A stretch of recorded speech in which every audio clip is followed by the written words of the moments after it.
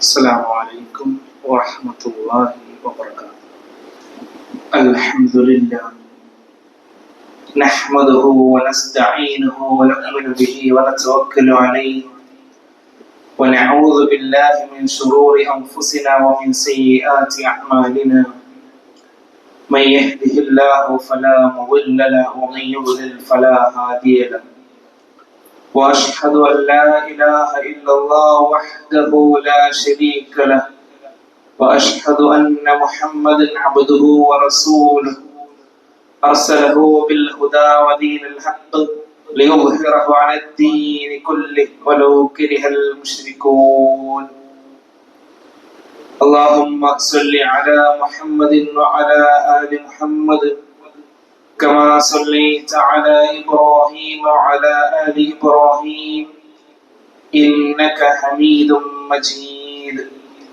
اللهم بارك على محمد وعلى آل محمد كما باركت على إبراهيم وعلى آل إبراهيم إنك حميد مجيد.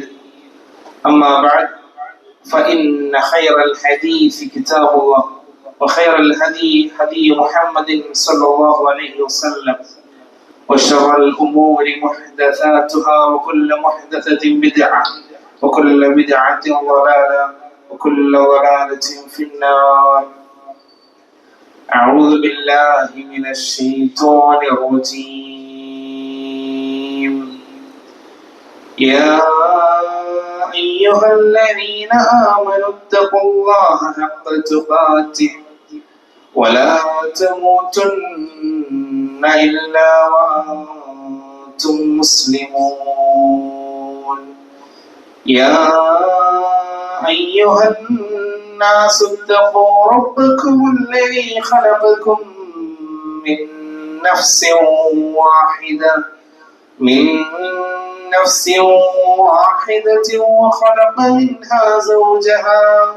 وخلق منها زوجها وبث منهما رجالا كثيرا ونساء واتقوا الله الذي تساءلون به والأرحام إن الله كان عليكم رقيبا. يا أيها الذين آمنوا اتقوا الله وقولوا قولا سديدا يصلح لكم أعمالكم ويغفر لكم ذنوبكم ومن يطع الله ورسوله فقد فاز فوزا عظيما. اتقوا الله يا عباد الله. സർവ്വരക്ഷിതാവായ അല്ലാഹു സുബ്ഹാനഹു വ തആലയെ കഴിവിന്റെ പരമാവധി സൂക്ഷിച്ചുകൊണ്ട് ദൈനംദിന ജീവിതത്തിലെ ഓരോ നിമിഷങ്ങളെയും സമയങ്ങളെയും ക്രമീകരിക്കണമെന്ന് സ്വയം മറക്കാതെ ഓരോരുത്തരെയും ഉണർത്തുകയാണ്, വസിയത്ത് നൽകുകയാണ്.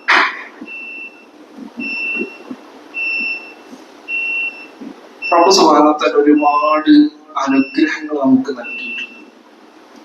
പലതരത്തിലുള്ള അനുഗ്രഹങ്ങൾ നമ്മളുടെ ആരോഗ്യമായിരുന്നാലും സമ്പത്തായിരുന്നാലും നമുക്ക് നൽകിയ ഹിദായത്തായിരുന്നാലും ഒക്കെ. ആ കൂട്ടത്തിൽ വളരെ വിലപ്പെട്ട കനപ്പെട്ട ഒരു അനുഗ്രഹം റബ്ബ് നമുക്ക് നൽകിയത് നമുക്ക് ഹബീബായ റസൂലുള്ളാഹി സ്വല്ലല്ലാഹു അലൈഹി വസല്ലമയെ അയച്ചു തന്നു എന്നുള്ളത്. ശുദ്ധ ഖുർആനിന്റെ 3-ാമത്തെ അധ്യായം 164-ാമത്തെ ആയത്തിലൂടെ റബ്ബ് സുബ്ഹാനഹു വ തആല കൃത്യമായി നമ്മെ പഠിപ്പിക്കുന്ന ചില കാര്യങ്ങളുണ്ട്. ലഖദ് മന്നല്ലാഹു അലൽ മുഅ്മിനീൻ, മുഅ്മിനീങ്ങളെ, സത്യവിശ്വാസികളെ, തീർച്ചയായും ലോകത്തിന്റെ രക്ഷിതാവായ അല്ലാഹു സുബ്ഹാനഹു വ തആല അവരെ അനുഗ്രഹിച്ചിട്ടുണ്ട്. എങ്ങനെ? അവരിൽ നിന്ന് തന്നെ അവരിലേക്ക് നാം ഒരു പ്രവാചകനെ നിയോഗിച്ചു എന്നുള്ളത്. ആ പ്രവാചകന്റെ പ്രത്യേകത മുഹമ്മദ് റസൂലുള്ളാഹി സ്വല്ലല്ലാഹു അലൈഹി വസല്ലം യത്ലു അലൈഹിം ആയാതിഹി, അള്ളാഹുവിന്റെ ആയത്തുകൾ അവർക്ക് ഓതി കേൾപ്പിച്ചു കൊടുക്കും. വയുസക്കീഹിം, അവരെ സംസ്കരിച്ചെടുക്കും. വയുഅല്ലിമുഹുൽ കിതാബ വൽ ഹിക്മ, അള്ളാഹുവിന്റെ ഗ്രന്ഥവും തത്വജ്ഞാനങ്ങളും റസൂലിന് നൽകപ്പെടുന്ന വഹീകളും ഒക്കെ അള്ളാഹു സുബ്ഹാനഹു വ തആലയുടെ നിർദ്ദേശപ്രകാരം വയുഅല്ലിമുഹും, ആ പ്രവാചകൻ മനുഷ്യരെ, സത്യവിശ്വാസികളെ കൃത്യമായി കൊണ്ട് പഠിപ്പിക്കും. മുമ്പ് അവരിനി വ്യക്തമായ പിഴച്ചുപോയ ഒരു അവസ്ഥയിലായിരുന്ന ജനവിഭാഗമായിരുന്നാൽ പോലും അവർക്ക് കൃത്യമായി കൊണ്ട് അവരിൽ നിന്ന് തന്നെ സെലക്ട് ചെയ്ത ഒരു വ്യക്തിയെ പ്രവാചകനായി കൊണ്ട് നാം നിയോഗിച്ചുകൊണ്ട് മുഅ്മിനീങ്ങളെ നാം അനുഗ്രഹിച്ചിരിക്കുന്നു എന്നാണ് അല്ലാഹു സുബ്ഹാനഹു വ തആല നമ്മെ അറിയിച്ചു തരുന്നത്. ക്രിസ്തു വർഷം 571, ഇപ്പോൾ നമ്മൾ 2025-ലാണ്. 571 മക്കയിൽ ഖുറൈശ് ഗോത്രത്തിലെ ഹാഷിം കുടുംബത്തിൽ അബ്ദുൽ മുത്തലിബിന്റെ മകനായ അബ്ദുള്ളയുടെയും വഹബിന്റെ മകളായ ആമിനയുടെയും മകനായി കൊണ്ട് മുഹമ്മദ് എന്ന കുട്ടി ജനിക്കുന്നതിന്റെ ഏതാനും മാസങ്ങൾക്ക് മുമ്പ് തന്നെ ഒരു യാത്രയിൽ ഉപ്പ അബ്ദുള്ള മരണപ്പെടുകയാണ്. കുട്ടി ജനിച്ചു. വല്ലിപ്പ അബ്ദുൽ മുത്തലിബ് മുഹമ്മദ് എന്ന് പേര് വിളിച്ചു. വളരെ നല്ല സുമുഖനായ സുന്ദരനായ കുട്ടി ഉമ്മയുടെ അടുത്ത് നല്ല രീതിയിൽ വളരുകയാണ്.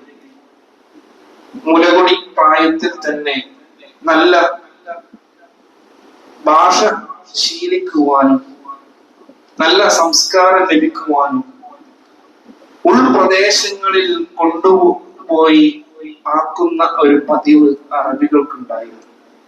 അതുകൊണ്ട് തന്നെ ഹനീമ എന്ന സ്ത്രീയുടെ അടുത്ത് മുലയൂട്ടാൻ വേണ്ടി പ്രവാചകൻ സല്ലല്ലാഹു അലൈഹി വസല്ലം ആക്കി. അങ്ങനെ കളിച്ച് തിരിച്ചവളെ വളർന്ന് തിരിച്ച് ഉമ്മയുടെ അടുക്കലെത്തി. 6ാമത്തെ വയസ്സിൽ ഉമ്മയുടെ കൂടെ ഒരു യാത്ര പോയി തിരിച്ചു വരുന്നു. ഉമ്മയും മരണപ്പെടുകയാണ്. പിന്നീട് കുട്ടിയെ ഏറ്റെടുത്ത് വാപ്പയും മരിച്ചു, ഉമ്മയും മരിച്ചു. വളർത്തുന്നത് വല്ലിപ്പ അബ്ദുൽ മുത്തലിബ്.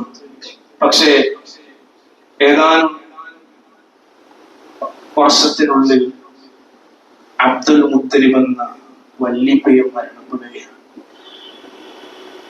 പൊന്നുമോനെ നോക്കണം, വാപ്പയില്ലാത്ത മോനാണെന്ന് പറഞ്ഞ് അബൂ ത്വാലിബിന്റെ കയ്യിൽ ഏൽപ്പിച്ചിട്ടാണ് അബ്ദുൽ മുത്തലിബ് മരണപ്പെടുന്നത്. ആ മൂത്താപ്പ സ്വന്തം മക്കളെക്കാൾ അധികം വളരെ സ്നേഹത്തോടു കൂടെ മുഹമ്മദ് എന്ന കുട്ടിയെ പരിപാലിച്ച് സ്വന്തം മക്കളെക്കാൾ ഉപരി എല്ലാ സ്നേഹവും ലാളനയും സംരക്ഷണവും കൊടുത്ത് വളർത്തുകയും. ആ അബൂ ത്വാലിബിന്റെ മകനാണ് അലി റളിയല്ലാഹു അൻഹു. കുറച്ചുകൂടെ ഒരു മുതിർന്ന പ്രായത്തിലേക്ക് എത്തിയപ്പോൾ പിന്നീട് അബൂ ത്വാലിബിന് ഒരുപാട് മക്കൾ ഉണ്ടായിട്ട് ആ മക്കളെ എല്ലാവരെയും ഒരുമിച്ച് പോറ്റാൻ ഉള്ള ശേഷി ഇല്ലാത്തത് കൊണ്ട് അലി എന്ന കുട്ടിയെ മുഹമ്മദ് നബിയുടെ വീട്ടിലാണ് പിന്നീട് വളർത്താൻ വിട്ടിരുന്നത്. അബൂ ത്വാലിബിന്റെ വീട്ടിലാണ് മുഹമ്മദ് എന്ന കുട്ടി വളരുന്നത്. പിന്നീട് അദ്ദേഹം യുവാവായപ്പോൾ അബൂ ത്വാലിബിന്റെ ഒരു മകനായ അലിയെ മുഹമ്മദിന്റെ വീട്ടിലാണ് പറഞ്ഞയക്കുന്നത്. അങ്ങനെ ഏകദേശം 25 വയസ്സായപ്പോ ഖദീജ റളിയല്ലാഹു അൻഹയെ വിവാഹം ചെയ്യുകയാണ്. അതും കഴിഞ്ഞ് 40 വയസ്സിനോട് അടുക്കുമ്പോൾ കുറച്ചും കൂടെ സീരിയസ് ആയി, ആത്മീയ ജീവിതത്തിൽ കുറച്ചുകൂടെ കോൺസെൻട്രേറ്റ് ചെയ്ത് നാട്ടിലുണ്ടായിരുന്ന എല്ലാ മാച്ചുകളിൽ നിന്നും മാറി നിന്ന് ഒരിക്കൽ പോലും വ്യഭിചരിച്ചിട്ടില്ലാത്ത, ഒരിക്കൽ പോലും മദ്യപിച്ചിട്ടില്ലാത്ത, എന്നാൽ ഈ വക എല്ലാ തെമ്മാടിത്തരങ്ങളും അങ്ങേയറ്റം വ്യാപകമായിരുന്ന ഒരു സമൂഹത്തിൽ അവർക്കിടയിൽ ജീവിച്ചു. അവർ വിശ്വസ്തനെന്ന് വിളിച്ചു. അൽ അമീൻ, വിശ്വസ്തനാണ് നീ. ആർക്കെങ്കിലും എന്തെങ്കിലും കാര്യം വിശ്വസിച്ച് ഏൽപ്പിക്കണമെങ്കിൽ അത് മുഹമ്മദിന്റെ അടുത്ത് ഏൽപ്പിക്കാം എന്ന് അവർ പറയുമായിരുന്നു. കഅബ തകർന്നു, അത് പുതുക്കി പണിയണമെന്ന് തീരുമാനിച്ചു. അവിടെയുള്ള 4 ഗോത്രക്കാർക്കിടയിൽ അടിപിടിയായി. അവസാനം അവരൊരു തീരുമാനത്തിലെത്തി, ഈ മസ്ജിദുൽ ഹറമിലേക്ക് ഇനി കടന്നു വരുന്ന ആളാരാണോ അയാളൊരു മധ്യസ്ഥത തീരുമാനം നടത്തട്ടെ. എല്ലാവരും ആകാംക്ഷയോടുകൂടെ കാത്തിരിക്കുകയാണ്, ആരായിരിക്കും ആ ഒരു അവസരം കിട്ടുന്ന. ഇവിടെ ഈ അറബികൾക്കിടയിലുള്ള ഈ ഗോത്ര തർക്കത്തിനിടയിൽ തീർപ്പ് കൽപ്പിക്കാൻ കടന്നു വരുന്നത്. അവിടേക്ക് കടന്നു വന്നത് അൽ അമീനായിരുന്നു. എല്ലാവരുടെയും മുഖത്ത് സന്തോഷമായി. ഇനി അനീതി ഉണ്ടാവില്ല, കാരണം എല്ലാവർക്കും നീതിയുക്തമായി കൊണ്ടായിരിക്കും തീരുമാനം ലഭിക്കുക. കാരണം വരുന്നത് അൽ അമീനാണ്, തീരുമാനം എടുക്കുന്നത് അൽ അമീനാണ്, വിശ്വസ്തനാണ്. ആ നാട്ടിലെ ഏറ്റവും വിശ്വസ്തനായ ആളാണ് കടന്നു വന്നിട്ടുള്ളത്. ഹജറുൽ അസ്വദ് ആര് വെക്കും കഅബയിലേക്ക് എന്നതാണ് തർക്കം. അൽ അമീൻ കടന്നു വന്നു, കാര്യം അറിഞ്ഞു, തീരുമാനം എടുക്കാൻ ആലോചിച്ച് തോളിലുണ്ടായിരുന്ന തോൾമുണ്ട് നിലത്ത് വിരിച്ച് ഹജറുൽ അസ്വദ് അതിലേക്ക് എടുത്തു വെക്കാൻ കൽപ്പിച്ച് 4 അറ്റവും 4 ഗോത്രക്കാരോട് പിടിക്കാൻ പറഞ്ഞ് ഗോത്ര തലവന്മാർ അത് പിടിച്ചു ഉയർത്തി ഹജറുൽ അസ്വദിന്റെ യഥാസ്ഥാനത്ത് എത്തിയപ്പോൾ മുഹമ്മദ് എന്ന വ്യക്തി ആ കല്ലെടുത്ത് അവിടെ വെച്ചു. അങ്ങനെ ആ വലിയ തർക്കം പരിഹരിച്ചു. ഇതെല്ലാം കഴിഞ്ഞ് 40നോട് അടുത്തപ്പോൾ ജബലുൻ നൂർ നമ്മൾക്കൊന്ന് കാണേണ്ടത് തന്നെയാണ്. എത്ര വലിയൊരു മലയാണത്. ആ ജബലുൻ നൂറിലേക്ക് ഇന്ന് പോലും അത്ര വലുപ്പമുള്ള മലയായി നമുക്ക് കാണാനുണ്ട് എങ്കിൽ ചിലപ്പോ അന്ന് അതിലേറെ വലുപ്പമുണ്ടാകും. കാരണം പല ഭാഗങ്ങളും ഇന്ന് പല വികസനങ്ങളുടെയും മറ്റു ഭാഗങ്ങളായിട്ട് അത് തകർക്കുകയും നാടുയരുകയും ഒക്കെ ചെയ്തിട്ടുണ്ട്. മാത്രമല്ല, കാട് പിടിച്ചു നടക്കുന്ന ആ പാറക്കെട്ടുകൾക്കിടയിലൂടെ ജബലുൻ നൂറിൽ കയറിപ്പോയി അതിലെ ഹിറ ഗുഹയിൽ ഒഴിഞ്ഞിരുന്ന് അള്ളാഹുവിനെ കുറിച്ച് ഓർത്ത് റബ്ബിനെ സ്തുതി കീർത്തനങ്ങൾ നടത്തി അങ്ങനെ കഴിഞ്ഞു കൂടുന്നൊരു പതിവുണ്ടായിരുന്നു. എന്തിനാ മനുഷ്യൻ നിങ്ങൾ പോയി ആ കാട്ടിൽ പോയിരിക്കുന്നത് എന്ന് പറഞ്ഞ് നിരാശപ്പെടുത്തുകയല്ല പ്രിയപ്പെട്ട പത്നി ഖദീജ ചെയ്തത്. മറിച്ച് വേണ്ട ഭക്ഷണവും വേണ്ട വെള്ളവും മറ്റു കാര്യങ്ങളും ഒക്കെ ആയിക്കൊണ്ട് പറഞ്ഞേക്കും. വരാൻ വൈകിയാൽ അങ്ങോട്ട് ആ പ്രിയ പത്നി കൊണ്ടുപോയി കൊടുക്കും. അങ്ങനെ ഒരു ശീലം ഉണ്ടായിരുന്നു. അവിടെയാണ് അപരിചിതനായ ഒരാൾ കടന്നു വന്നിട്ട് പറയുന്നത്, നീ വായിക്ക. അതുവരെ അൽ അമീൻ എന്ന് വിളിക്കപ്പെട്ട ആ വ്യക്തി പേടിക്കുകയാണ്. എനിക്ക് വായിക്കാൻ അറിയില്ല, ഞാൻ എഴുത്തും വായനയും പഠിച്ചിട്ടില്ല, എനിക്ക് എഴുത്തും വായനയും അറിയുകയില്ല.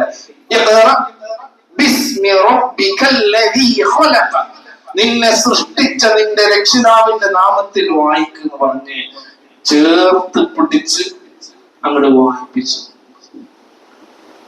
ആ വ്യക്തി പറഞ്ഞു കൊടുത്ത് അതുപോലെ പറഞ്ഞു കഴിഞ്ഞ് അദ്ദേഹം പുറത്തുപോയി. പെട്ടെന്ന് അപ്രത്യക്ഷമായി. ആകെ പേടിച്ച് പരിഭ്രാന്തനായിക്കൊണ്ട് ബേജാറായിക്കൊണ്ട് എന്താ സംഭവിച്ചതെന്ന് അറിയാതെ വീട്ടിലേക്ക് ഓടുകയാണ്. ഖദീജ എന്നൊന്ന് പുറപ്പിച്ചുകൊണ്ട് എന്തോ സംഭവിച്ചിട്ടുണ്ട്, ആകെ പേടിച്ചിട്ടുണ്ട് എന്ന് പറഞ്ഞ് പേടിച്ച് വിറച്ച് വീട്ടിലേക്ക് ഓടുകയാണ്. നമ്മുടെ നാട്ടിലേക്കുള്ള സ്ത്രീകളാണ് എന്താ പറയാ, സകല കാട്ടിലും മലയിലൊക്കെ പോയിട്ട് എന്തെങ്കിലും കണ്ട് പേടിച്ചിട്ട് മനുഷ്യനെ വനക്കെടുത്താനോട് വരും എന്നല്ല പറഞ്ഞത്. അവിടെ ആശ്വസിപ്പിക്കുകയാണ്, നിങ്ങൾ നിരാശപ്പെടുക, നിങ്ങളെ പടച്ച റബ്ബ് കൈവിടിയുകയില്ല. ആ പദം പോലും എത്ര സൂക്ഷ്മമായിരുന്നു. പടച്ച റബ്ബ് നിങ്ങളെ കൈവിടിയുകയില്ല. കാരണം നിങ്ങൾ പാവപ്പെട്ടവരെ സഹായിക്കുന്ന ആളാണ്. നിങ്ങൾ പ്രയാസപ്പെടുന്നവരെ അവർക്ക് എളുപ്പം ഉണ്ടാക്കി കൊടുക്കുന്ന ആളാണ്. അതിഥിയെ ആദരിക്കുന്ന ആളാണ്. അത്തരത്തിലുള്ള പ്രവാചകൻ സല്ലല്ലാഹു അലൈഹി വസല്ലമയുടെ നന്മകൾ ഓരോന്നെടുത്തു. ഇനി എന്തുകൊണ്ട് സംഭവിച്ചു അറിയില്ല. എന്റെ കുടുംബത്തിൽ ഒരു വേദ പണ്ഡിതനുണ്ട്, വറഖത്ത് ബിൻ നൗഫൽ എന്നാണ് അദ്ദേഹത്തിന്റെ പേര്. അദ്ദേഹത്തെ പോയിട്ട് നമുക്കൊന്ന് കാണാം. ഈ വക കാര്യങ്ങളിലൊക്കെ കുറച്ചൊക്കെ ഒരു ധാരണയുള്ള ഒരാളാണ്. അങ്ങനെ പോവുകയാണ് പ്രിയ പത്നിയോടൊപ്പം വറഖത്ത് ബിൻ നൗഫലിന്റെ അടുത്തേക്ക്. അദ്ദേഹം കാര്യങ്ങളൊക്കെ കേട്ടിട്ട് പറഞ്ഞു, താങ്കൾക്ക് ആശീർവാദം, താങ്കളെ ലോകത്തിന്റെ രക്ഷിതാവ് ഒരു പ്രവാചകനായി തെരഞ്ഞെടുത്തിട്ടുണ്ട്. മൂസയുടെയും ഈസയുടെയും ഒക്കെ അടുക്കലേക്ക് വന്ന അതേ മലക്ക് ജിബ്രീലാണ് നിങ്ങളുടെയും അടുത്തേക്ക് വന്നിട്ടുള്ളത് എന്ന് അദ്ദേഹം അറിയിച്ചു. ആ സമയത്ത് അദ്ദേഹം പറഞ്ഞ മറ്റൊരു കാര്യമുണ്ട്, എനിക്ക് പ്രായമായി, എന്റെ ആയുസ് ഏകദേശം തീരുമാനമായ ഒരു അവസ്ഥയിലാണുള്ളത്. നിങ്ങളുടെ ഈ ജനത ഇനി നിങ്ങളെ പുറത്താക്കുന്ന സമയത്ത് ഞാൻ ജീവിച്ചിരിക്കുമായിരുന്നുവെങ്കിൽ ഞാൻ നിങ്ങളുടെ കൂടെ നിങ്ങളെ സപ്പോർട്ട് ചെയ്യുമായിരുന്നു എന്നാണ് ആ വറഖത്ത് ബിൻ നൗഫൽ പറഞ്ഞത്. അത്ഭുതപ്പെട്ടുകൊണ്ട് മുഹമ്മദ് എന്ന ആ യുവാവ് 40 വയസ്സിനോടടുത്ത്, മധ്യവയസ്സിനോടടുത്ത് നിൽക്കുന്ന അദ്ദേഹം ചോദിക്കുകയാണ്, എന്റെ നാട്ടുകാരെന്നെ പുറത്താക്കുകയോ, ഈ മക്കാരെന്നെ പുറത്താക്കുകയോ? വിശ്വസിക്കാനായില്ല. കാരണം അൽ-അമീൻ എന്ന് വിളിച്ച് അത്രയും സ്നേഹത്തോടുകൂടെ പെരുമാറുന്ന എന്റെ കുടുംബക്കാരും എന്റെ നാട്ടുകാരും എന്റെ ഈ നാട്ടിൽ നിന്ന് എന്നെ പുറത്താക്കുകയോ? അതെ, മുൻകഴിഞ്ഞ പ്രവാചകന്മാർക്കെല്ലാം അനുഭവിക്കേണ്ടി വന്ന പീഡനങ്ങളും യാതനകളും ഒക്കെ നിങ്ങൾക്കും അനുഭവിക്കേണ്ടി വരും. കാരണം നിങ്ങൾക്ക് ഉറക്കെ പറയാനുള്ളത് തൗഹീദാണ്, ലാ ഇലാഹ ഇല്ലല്ലാഹ്, ഏകദൈവാരാധനയാണ് നിങ്ങൾക്ക് വിളിച്ച് പറയാനുള്ളത്. സത്യം പറയുമ്പോൾ, നന്മ കൽപ്പിക്കുമ്പോൾ, തിന്മ വിരോധിക്കുമ്പോൾ അവിടെ ജനങ്ങൾ എതിർക്കും. ഇതൊരു യാഥാർത്ഥ്യമാണ്. പക്ഷെ നിങ്ങൾ പേടിക്കരുത്, നിങ്ങൾ പിന്മാറരുത് എന്നെല്ലാം ഉപദേശങ്ങളെല്ലാം കൊടുത്ത് അവർ തിരിച്ചു പോരുകയാണ്. ഏകദേശം പ്രവാചകൻ സല്ലല്ലാഹു അലൈഹി വസല്ലമക്ക് മനസ്സിലായി. അവിടെ നിന്നിട്ട് അതുവരെ മുഹമ്മദ് എന്നൊരു വ്യക്തിയായി ജീവിച്ചിരുന്ന ആള് മുഹമ്മദ് സല്ലല്ലാഹു അലൈഹി വസല്ലം എന്ന ഒരു ദർജയിലേക്ക് മാറുകയാണ്. അതുവരെ ഒരു മുഹമ്മദ് എന്നൊരു വ്യക്തി മാത്രമാണ്. ഒരുപാട് നന്മകൾ അനുഷ്ഠിച്ചുകൊണ്ട് ജീവിക്കുന്ന ആളാണ്. ഒരുപാട് നന്മകൾ ജീവിതത്തിൽ കൊണ്ടു നടക്കുന്നുണ്ട്. പക്ഷെ ആർക്കും ഒരു എതിർപ്പുമില്ല. നല്ല സൽസ്വഭാവിയായി ജീവിക്കുന്നുണ്ട്. തിന്മകളിൽ നിന്നെല്ലാം മാറി നിൽക്കുന്നുണ്ട്. ആർക്കും ഒരു പ്രശ്നമില്ല. മുഹമ്മദ് സല്ലല്ലാഹു അലൈഹി വസല്ലമയായി റസൂലുള്ളായി മാറിയപ്പോൾ, അല്ലാഹുവിന്റെ റസൂലായി 40ാമത്തെ വയസ്സിൽ മാറിയപ്പോൾ, യാ അയ്യുഹൽ മുദ്ദസ്സിർ ഖും ഫഅൻദിർ വറബ്ബക ഫകബ്ബിർ, സൂറത്ത് മുദ്ദസ്സിറിലെ വചനങ്ങളാണ് പിന്നീട് അവതരിക്കുന്നത്. എന്താണ്? റസൂൽ സല്ലല്ലാഹു അലൈഹി വസല്ലം ഇങ്ങനെ പുറത്ത് നടന്നു പോകുമ്പോ അന്ന് ഹിറാ ഗുഹയിൽ വെച്ച് കണ്ട അതേ രൂപത്തെ ആകാശത്ത് കാണുകയാണ്. വീണ്ടും പേടിച്ച് വീട്ടിൽ വന്ന് പുതച്ചു കിടക്കുകയാണ്. അവിടെയാണ് വന്ന് പറയുന്നത്, യാ അയ്യുഹൽ മുദ്ദസ്സിർ, പുതച്ചു മൂടി കിടക്കുന്നവരെ ഖും ഫഅൻദിർ, എണീക്ക്. എന്നിട്ട് ജനങ്ങൾക്ക് താക്കീത് നൽകുന്ന ലോകത്തിന്റെ രക്ഷിതാവിന്റെ കൽപ്പന, പടച്ച റബ്ബിന്റെ കൽപ്പനയാണ്. അതുകൊണ്ട് റസൂലിന് ഏകദേശം മനസ്സിലായി എന്താണ് എന്റെ ഉദ്ദേശം എന്നുള്ളത്. പിന്നീട് കൃത്യമായ വഹീന്റെ അടിസ്ഥാനത്തിൽ സ്വന്തം കുടുംബക്കാരിൽ നിന്ന് തുടങ്ങാൻ വേണ്ടി ഏറ്റവും അടുത്തവരോട് കാര്യങ്ങൾ പറഞ്ഞു. പത്നിയായ ഖദീജ റളിയല്ലാഹു അൻഹ, അടുത്ത ഉറ്റ സുഹൃത്തായ അബൂബക്കർ സിദ്ദീഖ് റളിയല്ലാഹു അൻഹു, ആ വീട്ടിൽ കഴിഞ്ഞിരുന്ന അബൂ ത്വാലിബിന്റെ മകനായ അലി എന്ന കുട്ടി, അതുപോലെ തന്നെ വളരെ അടുത്ത ബന്ധമുണ്ടായിരുന്ന ബിലാൽ എന്ന അടിമ, അങ്ങനെ തുടങ്ങി കുറച്ചാളുകൾ മാത്രം ഇസ്ലാം സ്വീകരിച്ചു. രഹസ്യമായി ഇസ്ലാമിന്റെ പ്രബോധനം നടക്കുകയാണ്. പലരെയും അറിയിച്ചു, പലരോടും പറഞ്ഞു. അങ്ങനെ പതിയെ പതിയെ പലരും ഇസ്ലാമിലേക്ക് കടന്നു. റബ്ബിന്റെ നിർദ്ദേശമുണ്ട് സ്വന്തം നിന്റെ കുടുംബക്കാരെ നീ താക്കീത് നൽകുന്ന റബ്ബിന്റെ നിർദ്ദേശപ്രകാരം സഫാ കുന്നിന്റെ താഴ്വരയിലേക്ക് സ്വന്തം കുടുംബക്കാരെ മുഴുവൻ വിളിച്ചു കൂട്ടുകയാണ്. മക്കളുണ്ട്, അതുപോലെ തന്നെ മക്കളെ കെട്ടിച്ച വീട്ടിലുള്ളവരുണ്ട്, എളാപ്പമാരുണ്ട്, മൂച്ചാപ്പമാരുണ്ട്, തന്റെ ഏറ്റവും അടുത്ത കുടുംബക്കാരായിട്ടുള്ള ഖുറൈശികൾ എല്ലാവരും ഉണ്ട്. അവരോട് മുഹമ്മദ് റസൂലുള്ളാഹി സ്വല്ലല്ലാഹു അലൈഹി വസല്ലമയുടെ ചോദ്യം, ഈ സഫാ കുന്നിന്റെ അപ്പുറത്ത് ഒരു വലിയ സൈന്യം നിങ്ങൾ ആക്രമിക്കാൻ വരുന്നുണ്ടെന്ന് ഞാൻ പറഞ്ഞാൽ നിങ്ങൾ അത് വിശ്വസിക്കും? അൻതൽ അമീൻ, ബല അൻതൽ അമീൻ, ഉറപ്പായിട്ടും വിശ്വസിക്കും. നീ അൽ അമീനല്ലേ? അങ്ങനെയാണെങ്കിൽ എനിക്ക് ചിലത് പറയാനുണ്ടെന്ന് പറഞ്ഞ് ഹബീബുന റസൂലുള്ളാഹി സ്വല്ലല്ലാഹു അലൈഹി വസല്ലം അവിടെ അവരോട് പറയുകയാണ്, എങ്കിൽ നരകത്തിൽ നിന്ന് നിങ്ങൾ തന്നെ കാത്തോളൂ. പരലോകത്തിൽ ഉപകാരവും നിങ്ങൾക്ക് വേണ്ടി ചെയ്തു തരാൻ എനിക്ക് സാധിക്കുകയില്ല. ആരാധനയായിട്ടുള്ള എല്ലാ കാര്യങ്ങളും അള്ളാഹുവിന് മാത്രം നൽകണം. മറ്റ് പടപ്പുകൾക്കോ പുണ്യ കൽപ്പിക്കുന്ന ഔലിയാക്കൾക്കോ അമ്പിയാക്കൾക്കോ മറ്റാർക്കും തന്നെ നൽകാൻ പാടില്ല. ഒരു വിഗ്രഹത്തിനും നൽകാൻ പാടില്ല. എല്ലാ വിഗ്രഹങ്ങളെയും സൃഷ്ടിച്ച, എല്ലാ നബിമാരെയും സൃഷ്ടിച്ച, എല്ലാ ഔലിയാക്കളെയും സൃഷ്ടിച്ച, ഈ ലോകത്തുള്ള മുഴുവൻ വസ്തുക്കളെയും എന്നെയും നിങ്ങളെയും എല്ലാവരെയും സൃഷ്ടിച്ച ലോകത്തിന്റെ രക്ഷിതാവിനെ മാത്രമേ ആരാധിക്കാവൂ എന്നത് കൃത്യമായി അങ്ങ് പറഞ്ഞപ്പോൾ സ്വന്തം മൂത്താപ്പയായ അബൂലഹബ് എഴുന്നേറ്റിട്ട് മുഹമ്മദേ നിനക്ക് നാശം. അതുവരെ അൻതൽ അമീൻ എന്ന് പറഞ്ഞ നാവുകൾ മുഹമ്മദേ നിനക്ക് നാശം. ഇതിനാണോ നീ ഞങ്ങളെ വിളിച്ചു കൂട്ടിയത്? ഇത് പറയാനാണോ? അവരുടെ മുഖം ചുവന്നു, സ്വരം കടുത്തു, അവരുടെ ഭാഷ മാറി, അവരുടെ നീതിയും സ്നേഹവും എല്ലാം പടികടന്നു, വെറുപ്പും വിദ്വേഷവും തുടർന്നു. പടച്ച റബ്ബാണ് അതിന് മറുപടി കൊടുത്തത്. അബൂലഹബിന്റെ ഇരു കരങ്ങളും നശിക്കട്ടെ. ഒരു അധ്യായം തന്നെ വിശുദ്ധ ഖുർആനിൽ അവതരിപ്പിച്ചു ലോകത്തിന്റെ രക്ഷിതാവ്. ആ അബൂലഹബിനെയും അവന്റെ ഭാര്യയെയും കൃത്യമായി റബ്ബ് ശപിച്ചിട്ടങ്ങൾ പറഞ്ഞു. എപ്പോ? അവര് ജീവിച്ചിരിക്കുന്ന കാലത്ത് തന്നെ. അബൂലഹബ് നരകത്തിലാണെന്നുള്ള പ്രഖ്യാപനം അബൂലഹബ് ജീവിച്ചിരിക്കുമ്പോൾ തന്നെ അല്ലാഹു സുബ്ഹാനഹു വ തആല വിശുദ്ധ ഖുർആനിലൂടെ അവതരിപ്പിച്ചു.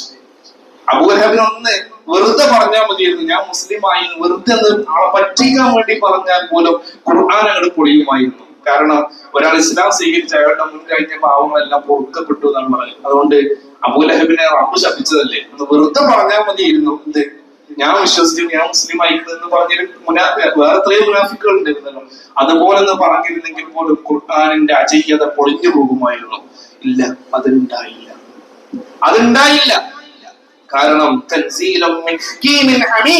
ഇത് ഇറക്കിയിട്ടുള്ളത് എല്ലാ വിജ്ഞാനവും എല്ലാ ഗൂഢമായ തന്ത്രവും എല്ലാ വിവരവും അറിയുന്ന, നടന്നതും നടക്കുന്നതും നടക്കാനിരിക്കുന്നതും അറിയുന്ന ആലിമുൽ ഗൈബായ അല്ലാഹു സുബ്ഹാനഹു വ തആല. ഇതാണ് മുഹമ്മദ് റസൂലുള്ളാഹി സ്വല്ലല്ലാഹു അലൈഹി വസല്ലം. പിന്നീട് അങ്ങോട്ടൊരു യാത്രയാണ്, ചൈത്രയാത്ര. തൗഹീദിന്റെ പ്രഖ്യാപനമാണ്. എങ്ങോട്ട് തിരിഞ്ഞാലും ആളുകളോട് തൗഹീദ് പറയുകയാണ്.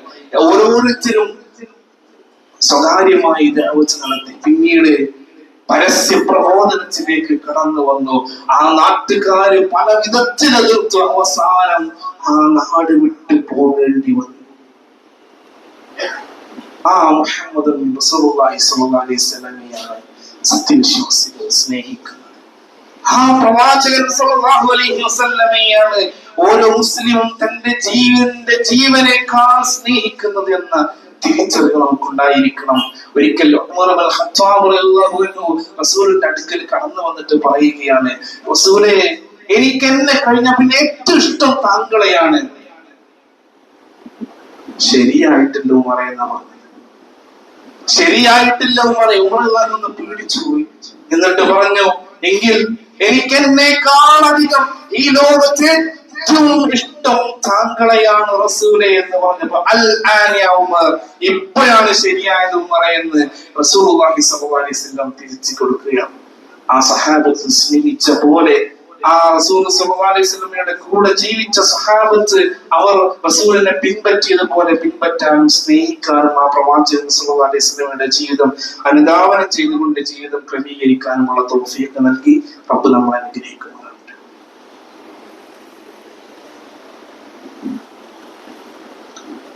അൽഹംദുലില്ലാഹ് വസ്സലാത്തു വസ്സലാമു അലാ റസൂലില്ലാഹ് വഅലാ ആലിഹി വസഹ്ബിഹി അജ്മഈൻ വമൻ തബിഅഹും ബിഇഹ്സാൻ ഇലാ യൗമിദ്ദീൻ. അമ്മാ ബഅദ്.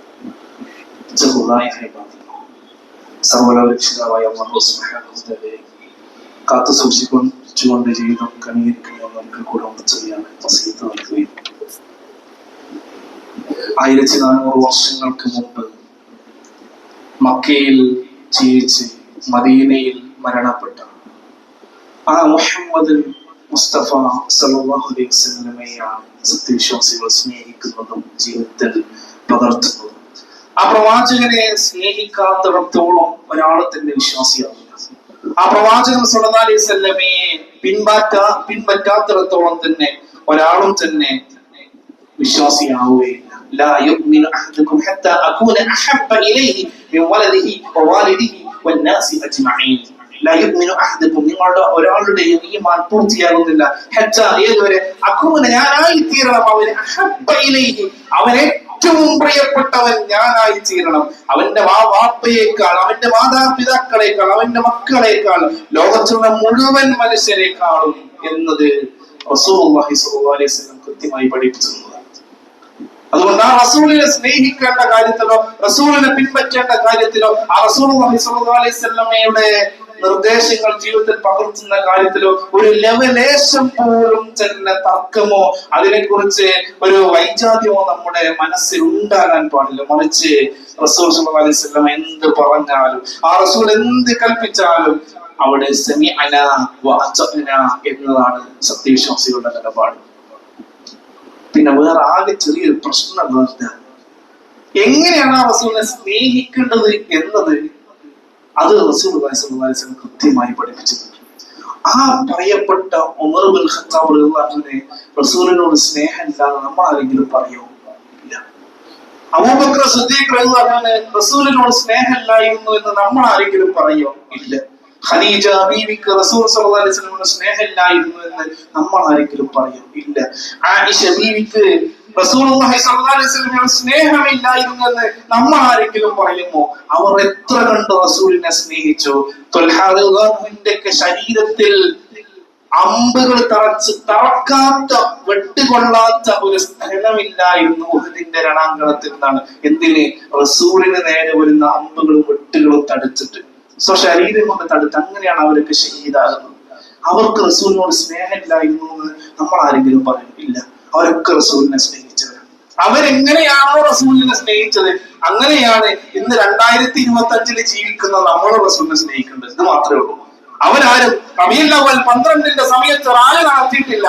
അവരാരും റബീഉൽ അവ്വൽ 12 സമയത്ത് നേർച്ച നടത്തിയിട്ടില്ല. അവരാരും റബീഉൽ അവ്വൽ 12 റബീഉൽ അവ്വൽ മാസത്തിൽ റസൂലിന്റെ പേരിൽ മൗലിദ് ചൊല്ലി ഇരുന്നിട്ടില്ല. പ്രത്യേകം ചില ദിക്റുകളും മാലകളും ഉണ്ടാക്കിയിട്ടില്ല.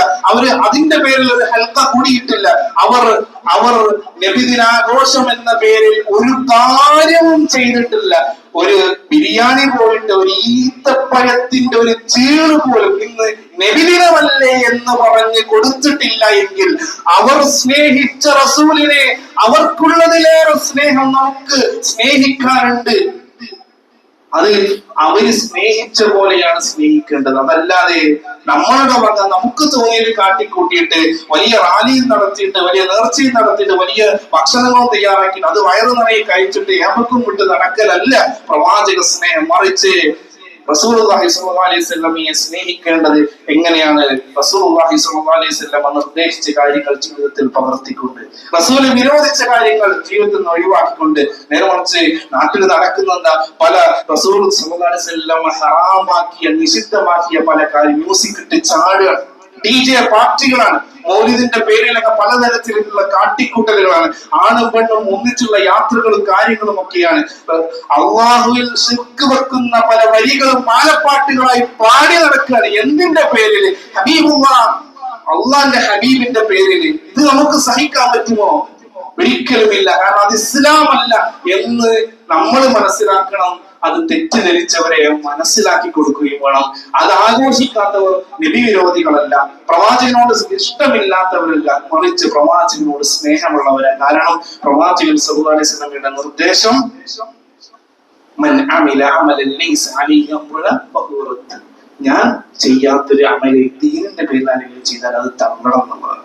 അതുകൊണ്ട് പ്രവാചകനെ സ്നേഹിക്കുന്ന നമ്മൾ, പ്രവാചകനെ സ്നേഹിക്കുന്ന ഓരോ മുസ്ലിമും റബീഉൽ അവ്വൽ മാസത്തിൽ പ്രവാചകൻ സല്ലല്ലാഹു അലൈഹി വസല്ലമയെ കുറിച്ച് പഠിക്കേണ്ടതുണ്ട്, മനസ്സിലാക്കേണ്ടതുണ്ട്. അത് എല്ലാ മാസങ്ങളിലും പഠിക്കേണ്ടതുണ്ട്, എല്ലാ മാസങ്ങളിലും മനസ്സിലാക്കേണ്ടതുണ്ട്. ആ പ്രവാചകൻ സല്ലല്ലാഹു അലൈഹി വസല്ലമയുടെ സുന്നത്തുകളെ ജീവിതത്തിൽ പകർത്തി ജീവിക്കുകയാണ് വേണ്ടത്. റബ്ബിനുള്ള തൗഫീഖ് നൽകിയാൽ അനുഗ്രഹിക്കുമാറാവട്ടെ. പ്രവാചകൻ സല്ലല്ലാഹു അലൈഹി വസല്ലമയുടെ കൂടെ, സഹാബത്തിന്റെ കൂടെ, ആ ശുഹദാക്കളുടെ, സ്വാലിഹീങ്ങളുടെ, സിദ്ദീഖീങ്ങളുടെ കൂടെ സ്വർഗ്ഗത്തിൽ ഒരുമിച്ച് ചേരാനുള്ള തൗഫീഖ് നൽകി റബ്ബ് നമ്മെ അനുഗ്രഹിക്കുമാറാവട്ടെ. اللهم اغفر للمؤمنين والمؤمنات والمسلمين والمسلمات الأحياء منهم والأموات إنك مجيب الدعوات يا قاضي الحاجات. اللهم أعز الإسلام والمسلمين وأذل الشرك والمشركين. اللهم أجرنا من النار، اللهم أجرنا من النار، اللهم أجرنا من النار.